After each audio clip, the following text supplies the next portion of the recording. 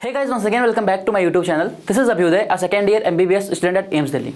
तो आज की इस वीडियो में हम बात करेंगे कि मैंने कैसे पूरी फिजिक्स रिवाइज करी थी, कैसे मैंने पूरी फिजिक्स रिमेंबर करी थी अपने 2 ईयर के प्रिपरेशन जर्नी में। उसके लिए मैं आज आपके लिए एक पूरी स्लाइड बना के लाया हूँ। आपको बहुत अच्छे से समझाऊंगा कि आप फिजिक्स में कैसे 180 आउट ऑफ 180 ला सकते हो। मेरे खुद 180 आउट ऑफ 180 आए थे, तो मुझसे अच्छा आपको कोई नहीं समझा सकता कि आप भी कैसे 180 आउट ऑफ 180 सिक्योर करो फिजिक्स में। 180 आउट ऑफ 180 नहीं, बट एटलीस्ट 160 तो आप ला ही सकते हो, क्योंकि 180 तो यार एग्जाम डे पे भी डिपेंड करता है कि किसके आते हैं किसके नहीं आते हैं। तो आप देख रहे हो ये एम्स में हमारे बैच की फोटो है।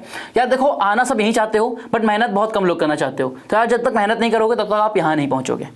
तो चलिए वीडियो स्टार्ट करते हैं। सबसे पहला पॉइंट ये है कि आपको क्या फ्रेमवर्क होना चाहिए, आपको चीज़ें कैसे पढ़नी है। तो सबसे पहले आपको अपना लेक्चर ध्यान से पढ़ना है। जो भी आपके सर पढ़ा रहे हैं, जो भी आपकी मैम पढ़ा रही हैं, उसको एकदम ध्यान से पढ़ो, उसको सुनो। और उसके बाद आपको गुड नोट्स बनाने हैं। मैं यहाँ पे नोट्स भी लिख सकता था, बट मैंने गुड नोट्स क्यों लिखा है? तो गुड नोट्स इसलिए लिखा है क्योंकि ये पॉइंट बहुत इंपॉर्टेंट है। और ध्यान से देखना, गुड नोट्स का मतलब ये देखो, जैसे मैंने न्यूटन्स लॉ ऑफ मोशन पढ़ा हुआ है, तो आप यहाँ पे देख सकते हो कि मैंने एक कितने अच्छे हैंड राइटिंग में लिखा है। मैंने ऐसे घोंच पोंछ करके नहीं लिख दिया है कि टीचर पढ़ा रहे तो जल्दी जल्दी लिख दिया हो, ऐसा नहीं लिखा है। एकदम साफ साफ लिखा है। इससे क्या होता है, जब भी आप पढ़ते हो तो आप ज्यादा देर तक पढ़ते हो। क्यों? क्योंकि आपका मन लगता है पढ़ने में। तो ये बहुत जरूरी है कि आप क्या करो, जो भी आप नोट्स बना रहे हो उसको अच्छे तरीके से बनाओ। और स्पेशली ये फिजिक्स में बहुत इंपॉर्टेंट हो जाता है, क्योंकि फिजिक्स में नोट्स बहुत इंपॉर्टेंट होते हैं। देन आप गुड नोट्स को, जो भी आप नोट्स पढ़ रहे हो उसको पढ़ोगे लेक्चर के बाद। देन उसके बाद आप क्वेश्चंस लगाओगे। अब आप क्वेश्चंस कहीं से भी लगा सकते हो, जो भी आपके पास मॉड्यूल अवेलेबल है, जो भी आपके पास बुक अवेलेबल है, आप कहीं से भी लगा सकते हो। एक ट्रस्टेड सोर्स से आप लगा सकते हो। उसके बाद आप प्रीवियस ईयर क्वेश्चंस लगाओ। सिर्फ आप क्वेश्चन से काम नहीं चलेगा। क्वेश्चंस तो आप बहुत तरीके के लगाओगे, बट आपको प्रीवियस ईयर क्वेश्चंस पे स्पेशल इंपॉर्टेंस देनी है।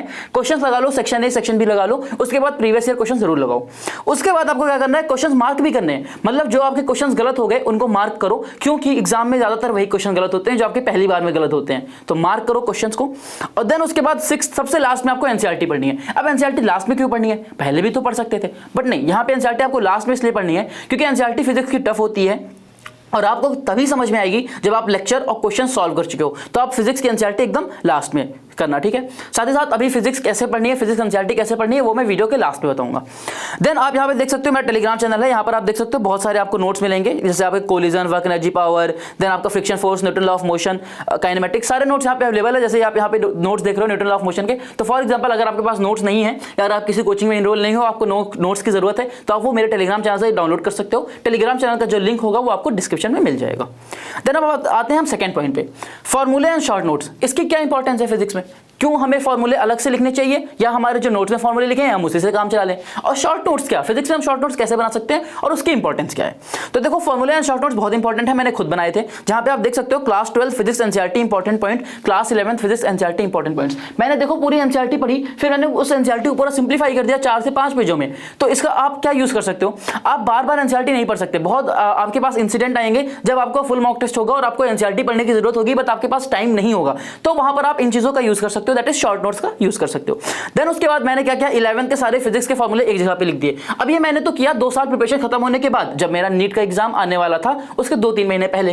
बट मान लो आप कोई चैप्टर पढ़ रहे हो, आपने क्या कहते हैं कोलिजन्स पढ़ा, तो आप उसके फॉर्मूले एक जगह पे लिख लो, वर्क एनर्जी पावर की एक जगह पे लिख लो। तो आप क्या कर सकते हो, हर टेस्ट में 3-4 चैप्टर आ रहे हैं, उनके फॉर्मूले अलग से लिख लो। तो उससे क्या होगा कि आपको सिर्फ और सिर्फ फॉर्मूले याद करने में मदद मिलेगी, और आप जो फॉर्मूले उसको आप बहुत बार क्या कहते हैं रिवाइज कर सकते हो, ठीक है। आप नोट्स उतनी बार नहीं रिवाइज कर सकते, बट हाँ फॉर्मूले आप कभी भी कहीं भी रिवाइज कर सकते हो, क्योंकि छोटे होते हैं और कम टाइम में रिवाइज हो जाते हैं। देन उसके बाद थर्ड पॉइंट पे आते हैं, रिवीजन। अभी रिवीजन की बात करी, फॉर्मूले एंड शॉर्ट नोट्स भी रिवीजन का ही एक टूल है। Then exam time, normal time. अब यहाँ पे मैंने 2 चीजें क्यों लिखी हैं यार, रिवीजन हम 2 टाइम पे करते हैं। एक तो तब करते हैं जब एग्जाम आने वाला होता है, जब फटी पड़ी होती है, और दूसरा कब करते हैं जब नॉर्मल टाइम होता है, जब हम एकदम चिल कर रहे होते हैं, चिल मोड में होते हैं और सोचते हैं यार ठीक है ये चैप्टर पढ़े लग रहा है, बहुत दिन हो गए हैं, इस चैप्टर को आज रिवाइज कर लेते हैं। तो 2 तरह से रिवीजन हुआ ना, एक एग्जाम टाइम में, एक नॉर्मल टाइम में। अब एग्जाम टाइम, मान लो कल को पेपर है, तो यार ऑब्वियसली आप पूरा नोट्स नहीं रिवाइज कर सकते। व्हाट विल यू रिवाइज, आप फॉर्मूले रिवाइज कर लो। फॉर्मूले रिवाइज कर लो क्योंकि आपको कम टाइम देना है और आपको बायोलॉजी और केमिस्ट्री रिवाइज करनी है, ठीक है। जो लर्निंग पोर्शन है उनको ज्यादा वर्क करना है। तो आप क्या करो, फिजिक्स में आप एग्जाम टाइम में सिर्फ फॉर्मूले रिवाइज करो, नॉर्मल टाइम में आप क्या करो, नोट्स रिवाइज करो। मैं पर्सनली ऐसे ही करता था। देन अब आते हैं 4th पॉइंट पे, विच इज आई थिंक इस वीडियो का सबसे इंपॉर्टेंट पॉइंट है, question solving in exam time. बहुत बच्चों का डाउट होता है, भैया घर पे तो क्वेश्चन सॉल्व होते हैं, जब मैं घर पे रहता हूं, जब मैं क्या कहते हैं खुद पढ़ रहा होता हूं, तो मुझसे सारे क्वेश्चन सॉल्व होते हैं, कोई ऐसा क्वेश्चन नहीं होता जो सॉल्व ना हो। बट वहीं जब मैं एग्जाम में जाता हूं तो मुझसे क्वेश्चन सॉल्व नहीं होते। What is the reason behind this कि क्वेश्चन सॉल्व हमसे एग्जाम टाइम में क्यों नहीं हो पाते हैं। तो देखो question solve in exam time का सीधा 3 पॉइंट्स में आपको बताऊंगा। Question reading, write clean, use of side space. तो देखो यहाँ पे ये मेरे नीट का एक्चुअल पेपर है, मतलब जो मैंने नीट में खुद पेपर दिया था वो पेपर आपको यहाँ पे बड़ी सी स्क्रीन पे दिख रहा होगा, that is my NEET actual paper. अब यहाँ पे देखो मैं कितना ध्यान से क्वेश्चन पढ़ रहा हूँ। यहाँ पे मैंने यहाँ पे अंडरलाइन किया है ना, जहां पर भी मैं क्वेश्चन पढ़ रहा हूँ वहां पे जो इंपॉर्टेंट पॉइंट्स है वहां पे अंडरलाइन करो। पहला पॉइंट, कोई भी क्वेश्चन फिजिक्स का पढ़ो तो वहां पे जो मेन पॉइंट है क्वेश्चन के उसको अंडरलाइन करना। दूसरा पॉइंट ये होगा कि यार आप जो क्वेश्चन सॉल्व कर रहे हो उसको साइड में ही सॉल्व कर लो, ठीक है। देखो साइड में सॉल्व किया, ये नहीं कि मैंने उसको 2-3 पेज पीछे जहां पे रफ स्पेस देते हैं वहां पे सॉल्व किया। अब उससे फायदे क्या होंगे? फायदा ये होगा जब आप फिजिक्स का पेपर रिवाइज कर रहे होगे तो जब आपका जो क्वेश्चन बगल में ही सॉल्व होगा तो आप अपनी गलती देख पाओगे, आपको पता चल जाएगा हाँ ये गलती मैंने करी, 2+4 मैंने 7 क्यों लिखा है, 2+4 तो 6 होता है। बट मान लो अगर आपके पास पेपर के बाद टाइम बच गया और आपने उसमें रफ एरिया में सॉल्व कर रखा होगा तो आप कैसे ये चीजें कर पाओगे? नहीं कर पाओगे। और आप क्या करोगे? मान लो आपको करना 11 क्वेश्चन रिवाइज करना, इसमें डाउट था। अब आप सोचोगे यार 11th क्वेश्चन सॉल्व कहां किया था, 1 मिनट तो पेज पलटने में लगा दोगे कि मैंने सॉल्व कहां किया था, वहां पे ढूंढने में। तो ये सब टाइम जो है छोटी छोटी चीजें हैं जो इसी वजह से आपको क्या कहते हैं पेपर में आपके नंबर कम आते हैं और फिर आप कहते हो कि भैया यहां घर पे हो जाते हैं बट वहां पेपर में नहीं होते। तो ये सब जो छोटी छोटी चीजें हैं ना यही बाद में बड़ी बन जाती हैं। तो छोटी चीजों पर बहुत क्या कहते हैं गौर फरमाइए।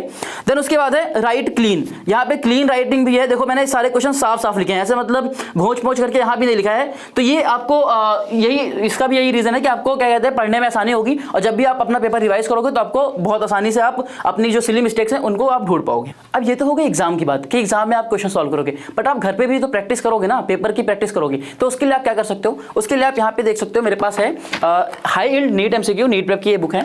यहाँ पर आपको देखो सेम टू सेम जैसे आपको पेपर में क्वेश्चन होते हैं वैसे के वैसे मिल जाएगा। इस बुक का जो लिंक होगा वो डिस्क्रिप्शन में मिल जाएगा आपको। साथ ही साथ आप देख सकते हो, आपको मैं एक बार क्लोज लुक दे देता हूँ, ठीक है। अब उसमें क्या है, यहाँ पे देखो एकदम सेम टू सेम पेपर की तरह है। जैसे मैंने यहाँ पे भी लॉज ऑफ मोशन खोल रखा है, तो यहाँ पे आप देख सकते हो प्रॉपर क्वेश्चन बनाए ऐसे ही आपके नीट के पेपर में भी सेम टू सेम आते हैं। साइड स्पेस भी आपको इतनी ही मिलती है जितना यहाँ पे दी हुई है। तो इससे क्या होगा, जब आप इसको घर पे प्रैक्टिस करोगे स्टॉप वॉच लगाकर तो आपको अपना टाइम पता चलेगा। और क्या करोगे, आपको क्या होगा, आप जब इसको ध्यान से पढ़ोगे, इसके बगल में साइड में प्रैक्टिस करोगे तभी आप अच्छा कर पाओगे। जैसे मैंने जो आपको यहाँ पे पॉइंट बताए हैं तो आप उसको यहाँ पे प्रैक्टिस करो तभी आप नीट के पेपर में भी सही करके आ पाओगे। आपको यहाँ पे माइंड मैप्स मिलते हैं, जैसे आप यहाँ पे स्क्रीन पे देख सकते हो ग्रेविटेशन का माइंड मैप हमारे पास है। यहाँ पे फॉर्मूला आप समझ लो, इसको आप जस्ट एग्जाम के पहले आप ऐसे क्या कहते हैं रिवाइज करके चले जाओ और आप अच्छे मार्क्स स्कोर कर सकते हो। साथ ही साथ अगर आपको लगता है कि जैसे आपके पास माइंड मैप की बुक है, अब जैसे आपको लगता है कभी कभी कि स्पेस कम है, मतलब इसमें कोई एक फॉर्मूला नहीं लिखा हुआ है, तो यहाँ पे एक साइड स्पेस भी दी हुई है जिसमें आप अपने खुद के फॉर्मूले जो इसमें नहीं है उसको आप ऐड कर सकते हो।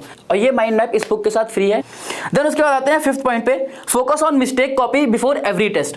आप क्या कहते हैं जब भी अपने कोचिंग इंस्टीट्यूट में या कहीं भी आप इनरोल हो, पेपर देने जाते हो, तो आप अपने मिस्टेक कॉपी पे जरूर फोकस करिए, ठीक है। मिस्टेक कॉपी क्या चीज है, ये देखो मैंने मिस्टेक कॉपी बना रखी है, ऐसे मैंने लिखा है टेस्ट नंबर 5, ठीक है। जैसे मैंने यहाँ पे देखिए ये आपको मिस्टेक कॉपी यहाँ पे दिख रही होगी, मैं यहाँ पे जूम कर देता हूँ इसको, ये देखिए मिस्टेक कॉपी आपको दिख रही होगी यहाँ पे। देखिए यहाँ पे मैंने पूरा क्वेश्चन लिखा हुआ है, ठीक है, पूरा क्वेश्चन लिखा है, चारों ऑप्शन लिखे हैं। आई नो उसमें मेहनत लगती है, आप नहीं करना चाहोगे बट आपको करना पड़ेगा, ठीक है। आपको पूरा क्वेश्चन लिखना है, चारों ऑप्शन लिखने हैं। उसके बाद आपके जो क्वेश्चन गलत हैं उनको आप एक बार देखो कि किस टॉपिक से थे, वो टॉपिक जाके दोबारा पढ़ो और आप इसको आंसर यहाँ पे मत लिखो, ठीक है। आंसर आप यहाँ पे मत लिखो, आंसर आप कॉपी के पीछे लिखो। उससे क्या होगा, जब भी आप अपने किसी भी टेस्ट के पहले अपने मिस्टेक कॉपी को रिवाइज कर रहे होगे या उस पर फोकस कर रहे होगे तो आप उस क्वेश्चन को सॉल्व करो और क्वेश्चन सॉल्व करने के बाद आप क्या करो, उसके बाद आप आंसर से मिलाओ और फिर देखो कि आपके और कौन से क्वेश्चन गलत हो रहे हैं, फिर जो क्वेश्चन गलत हो रहे हैं उन पे फोकस करो। तो इससे क्या होगा, आप अपनी गलतियों में से गलतियां निकाल रहे हो और उन पे फोकस कर रहे हो, तो आपकी जो गलतियां ना वो एकदम मिनिमाइज हो जाएंगी और एक समय ऐसा आएगा जब आपकी गलतियां होंगी ही नहीं एग्जाम में। तो ये बहुत इंपॉर्टेंट है, आपको मिस्टेक कॉपी बनानी है। ये देखो मेरी हैंड रिटन मिस्टेक कॉपी है, ये भी आपको मेरे टेलीग्राम चैनल पर मिल जाएगी, वहां पर आप उसको चेकआउट करिए। मैंने 6 से 7 पेपर्स की मिस्टेक कॉपी वहां पे शेयर करी है और आपको उससे पता चलेगा कि आपको मिस्टेक कॉपी कैसे बनानी है। देन उसके बाद अगर मैं 6th पॉइंट पे आऊं, that is a bonus point, less use of pen while solving questions. आपको थोड़ा मजाक सा पॉइंट लगेगा ये कि ये कैसा पॉइंट है कि less use of pen while solving questions. तो यार फिजिक्स का क्वेश्चन तो सॉल्व ही पेन से करते हैं, ये कैसे बात हुई कि बिना पेन के सॉल्व करो। Yes you heard right. आपको क्या करना है, जब भी आप फिजिक्स का क्वेश्चन सॉल्व करने की कोशिश करो उससे पहले आप पेन क्या कहते हैं यूज ही मत करो, आप उसको अपने माइंड में सॉल्व करने की कोशिश करो। उससे 2-3 चीजें होती हैं। उससे क्या होता है, जब आप पेन से लिखोगे तो आपका टाइम वेस्ट होगा, ठीक है। पेन से आप लिख रहे हो, डायग्राम बना रहे हो तो टाइम वेस्टेज तो है। अब वही चीज अगर तुम अपने माइंड में करने लग जाओ तो वो क्वेश्चन तुम कितना जल्दी सॉल्व कर सकते हो। जैसे पर्सनली मैंने फिजिक्स का पेपर आधे घंटे के अंदर कर दिया था नीट 2020 का, ठीक है। तो वो मैंने कैसे किया, ऐसे ही तो किया क्योंकि मैं सारे क्वेश्चन सॉल्व नहीं करता था। सारे क्वेश्चन में देखो यहाँ पे अपने पेपर में क्या सारे क्वेश्चन सॉल्व थोड़ी किए, तुम्हें लग रहा है कि सारे क्वेश्चन में मैंने पेन यूज करी नहीं करी है, मैंने बस खाली जो भी थोड़ा बहुत रिक्वायर्ड इन्फॉर्मेशन था वो भी लिख दिया था, और अगर जल्दी होती तो मैं वो भी नहीं लिखता। क्यों? क्योंकि मेरे पास प्रैक्टिस था, मेरे पास बहुत प्रैक्टिस थी कि मैं बिना पेन उठाए क्वेश्चन सॉल्व कर सकता था। और ये जानते हो ये सिर्फ प्रैक्टिस से आता है। अगर आप ये सोच रहे हो कि ये मैं अचानक से करने लग जाऊंगा तो ऐसा नहीं है। हो सकता है आपको पहले शुरू में बहुत डिफिकल्टी आएगी, आपको हमेशा से लगेगा यार पेन नहीं है, मैं कैलकुलेशंस भूल जा रहा हूं, तो वो धीमे धीमे ही आपका होगा। ठीक है, तो कैलकुलेशन बिल्डिंग और क्या कहते हैं आपको कॉन्सेप्ट बिल्डिंग, ये सब जो बिना पेन उठाए क्वेश्चन सॉल्व करने की एबिलिटी है वो धीमे धीमे आएगी, एकदम अचानक से नहीं आएगी। और ट्रस्ट मी, अगर आपके पास एक बार ये आ गई तो आपका जो फिजिक्स कभी भी ऐसा लगता है ना कि यार पेपर छूटने वाला है, वो दिक्कत आपको कभी नहीं होगी। और आपके पास एकदम इनफ टाइम होगा, एकदम आप कंफर्ट जोन में अपने पेपर को सॉल्व कर पाओगे, और जिससे आपके नंबर ज्यादा से ज्यादा आ सकेंगे। देन उसके बाद यार ये आपको मैं बता दे रहा हूं, there is no substitute for hard work. ठीक है यार, आपको मेहनत तो करनी पड़ेगी, आज नहीं तो कल आपको मेहनत करनी पड़ेगी। और यार अभी मेहनत करो, फिजिक्स में 180 लाओ, और एक बार आप फिजिक्स में 180 ले आए तो आप एक बार सोच के देखो कि 720 में केमिस्ट्री और बायोलॉजी में उतना आपको डिफिकल्टी नहीं होगी। अगर आपके फिजिक्स में 160 170 टच कर रहे हैं, आपको कभी भी सिलेक्शन की तो आपको कोई दिक्कत ही नहीं होगी, आप हमेशा एक अच्छे मेडिकल कॉलेज के लिए एस्पायर करोगे। एंड उसके बाद जो लास्ट पॉइंट में बताया था कि आपको फिजिक्स की एनसीईआरटी कैसे पढ़नी है, तो उसके लिए यार मैंने एक ऑलरेडी वीडियो बना रखी है, best way to study physics NCERT. इसमें 1 मिलियन से भी ऊपर व्यूज हैं, आप इसको चेकआउट कर सकते हो मेरे चैनल पे जाकर, और इसका जो लिंक है वो मैं सीधे डिस्क्रिप्शन में भी दे दूंगा कि आप वहां पे भी चेकआउट करो। सो आज की वीडियो यार यही खत्म होती है। आई होप कि मैं आपको बहुत चीजें सिखा पाया होऊंगा, और मैं आपको बताया कि मैं कैसे फिजिक्स पूरी रिमेंबर करी और मेरे कैसे 180 आउट ऑफ 180 आए थे फिजिक्स में। और आप भी इस वीडियो में जो चीजें बताई गई हैं उनको यार फॉलो करिए, और अगर फॉलो करोगे तो मैं आपको ट्रस्ट के साथ कह सकता हूं कि आपके 160 170 नंबर कहीं नहीं गए हैं। Thank you so much guys, bye bye.